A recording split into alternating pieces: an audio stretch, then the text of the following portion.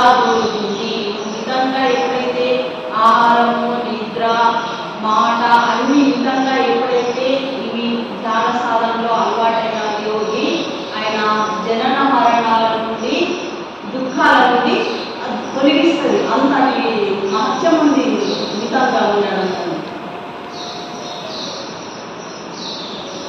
ఆహార నిద్రలైన యోగి ఎలా ప్రవర్తించాలి అనేది, వ్యవహారంలో ఎలా ఉండాలి అనేది ఇక్కడ కర్మలందు, నిద్ర, జాగరణలందు మితంగా వ్యవహరించే వారికి యోగము దుఃఖమును పోగొట్టున్నది.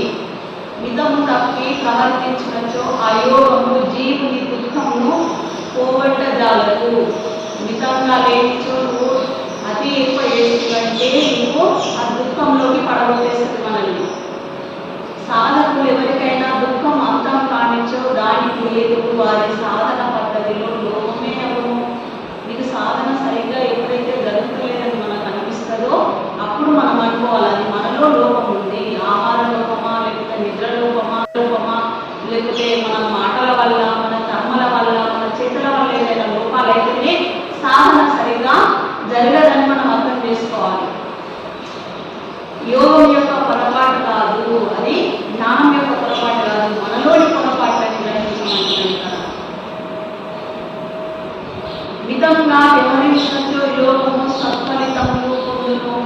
మితంగా ఎప్పుడైతే వేస్తావో ఆ సాధన ద్వారా దాని ఫలితాలు పొందుతావు.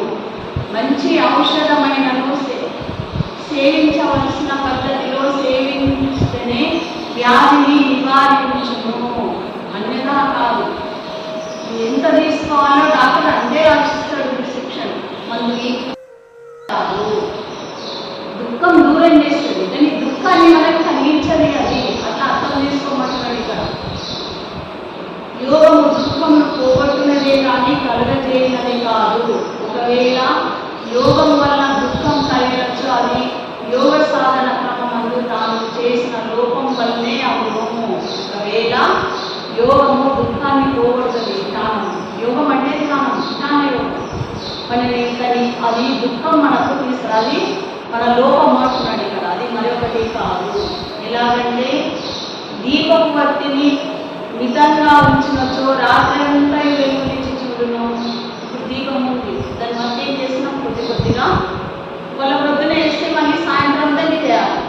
లేదు వాళ్ళ పొద్దున వేస్తే రేపదాకా కాలాలని మనం పెద్ద వేసి పెట్టినచో నూనె అంతా అయిపోతుంది, పత్తి కాలిపోతుంది. అలా చేయకూడదంటున్నాడు. పత్తిని బాచో చిన్ని మసి పట్టిపోయి అసలు వెలిగే లేకుండా పోవు.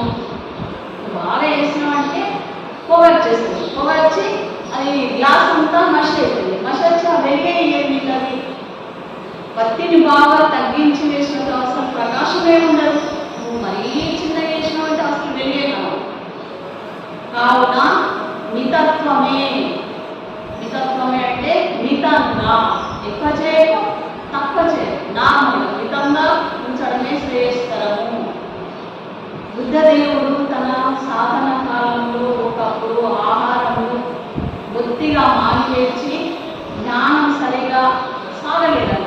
బుద్ధుడు అడవిలో వెళ్ళకుండా మొత్తంగా ఆహారం పనిచేసాడు. అప్పుడు జ్ఞానం సరిగా కుదరలేదు అనుకున్నాడు. తర్వాత కొద్దిగా ఆహారం సేవించినచో అతనికి చరిత్ర తెలుపుతున్నది. అట్లా మొత్తానికి ఆహారం తర్వాత ఏం చేసేటట్టు బుద్ధుడు కొద్దిగా ఆహారము మితంగా ఒక పూట కొద్దిగా తీసుకొని జ్ఞాన సాధన చేసిందని చరిత్రలో చెప్పబడి ఉంది అంటున్నాడు. కావున అతి సర్వత్రా వర్జయే అను సూత్రము సాధకులు బాగా భక్తి అందించుకోవాలి. అతి తక్కువ చేసేయాలి, మితంగా తక్కువ చేయకు, ఎక్కువ చేయకు, మితంగా ఉండు. అందుకనే సాధకులు ఆహార విహార నిద్రాదులందు మితం తప్పి వ్యవహరించగా జ్ఞానయోగమును సాధన చేస్తూ దుఃఖాన్ని అంతం చేసుకోవాలి. మిగతా ఆహారాలు, మన ప్రవర్తన, మన మాట అన్నిట్లతోటి మితంగా చేస్తూ నీ జ్ఞాన సాధనను ముందుకు తీసుకెళ్ళు. ఇలా మితంగా ఆహారం చేసి ధ్యానం చేస్తే మనకి ఏం లభిస్తుంది? జ్ఞానయోగ యొక్క లక్షణాలు మళ్ళీ ఇక్కడ చెప్తున్నాం. ఎవరైతే మనసు బాగా నిగ్రహించి ఆత్మ ఏం చేస్తే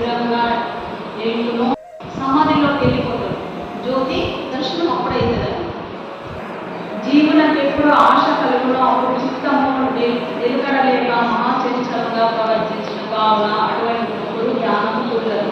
ఇలాగంటే కట్టెలు తీసివేసినతో అగ్ని చల్లారినట్లు వివేక వైరాగ్యులచే ఒక్కొక్క కోరికలు, భోగాలను, విషయ సంకల్పములను హృదయం నుండి ఏది పారేయాలంటున్నాడు.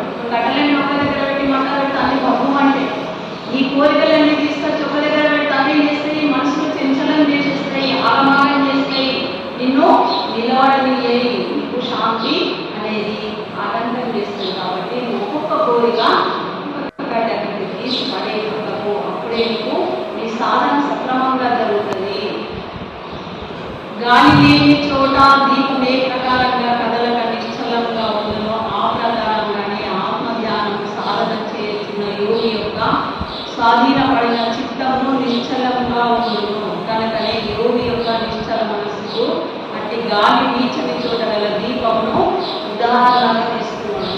గాలి లేని దగ్గర దీపము ఇక్కడ ధ్యానం దగ్గర పెడితే అభివృద్ధి అయిపోతుంది. దీపం అంటే చంచలమైపోతుంది. అలా మన మనస్సు కూడా అడుగు పెట్టుకొని ఎప్పుడు ఆశలు, కోరికలు ఏదో ఏదో ఆ మనస్సును అలా ఎటు వెళ్ళనియకు. ఒక్క దగ్గర నీ దగ్గర ఉంచుకో. దాని అలా నిశ్చలంగా నీ మనసు ఉంచుకోమంటున్నాడు దీపంగా. ఎలాగంటే పర్వతం నిశ్చలంగా ఉన్నట్టు దానికి ప్రకాశం లేనన్నది పర్వత దృష్టాంతం. పైకి కనబడదు, కానీ గాలి వీచిన చోట గల అనయందే ఆనందమును పొందును. ఎక్కడ ఉన్న యోగి ఇంద్రియాలకు గోచరం కానిది నిర్మల బుద్ధిచే అంతయు లేని సుఖమును అనుభవించుచుండు. ఎప్పుడైతే నీ మనస్సు నిశ్చలమైనదో అప్పుడు ఆత్మ ఆనందంగా ఉయ్యాలు, ఆనందం తేలిపోతుంది. అప్పుడు అక్కడ ఏ కోరికలు ఉన్నాయి, ఏ మీద మనస్సు కూడా ఉండదు. అటువంటి స్థితి సమాధి స్థితి అంటున్నాడు. జీవ బ్రహ్మైకి రూపమై ఆత్మ సాక్షాత్కారము ధ్యానయోగం యొక్క మహిమ. ఇక్కడ ధ్యానయోగంచే మనస్సు ఆత్మయందు లయమై పరమశాంతిని సుఖమును పొందును. అది జీవిత లక్ష్యము. మానవ జీవిత యొక్క లక్ష్యం ఏంటిది? ఆత్మ సాక్షాత్కారం. మనిషి యొక్క లక్ష్యం జీవితం. మనం జన్మించిన దాని లక్ష్యం.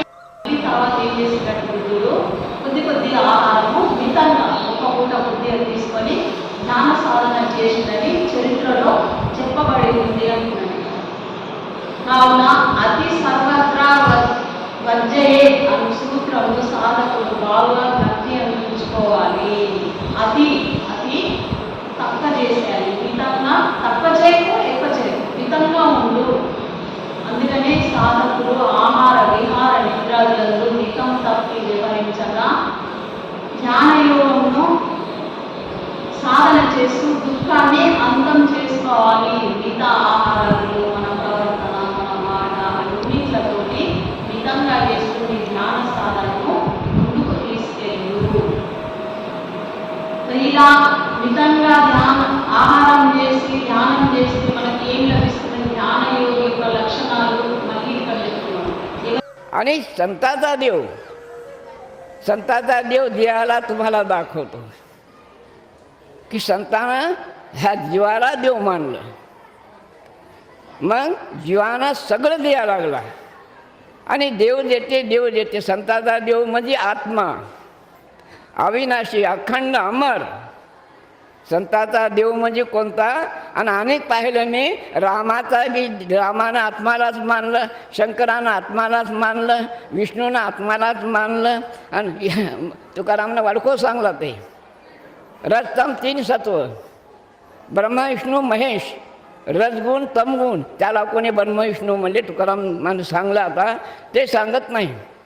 पण संताचा देव सगळं देते, काहीच कमी नाही त्याच्यापाशी. म्हणजे आत्मा हाय म्हणून सगळी कमाई करायला लागली. हे कोण्या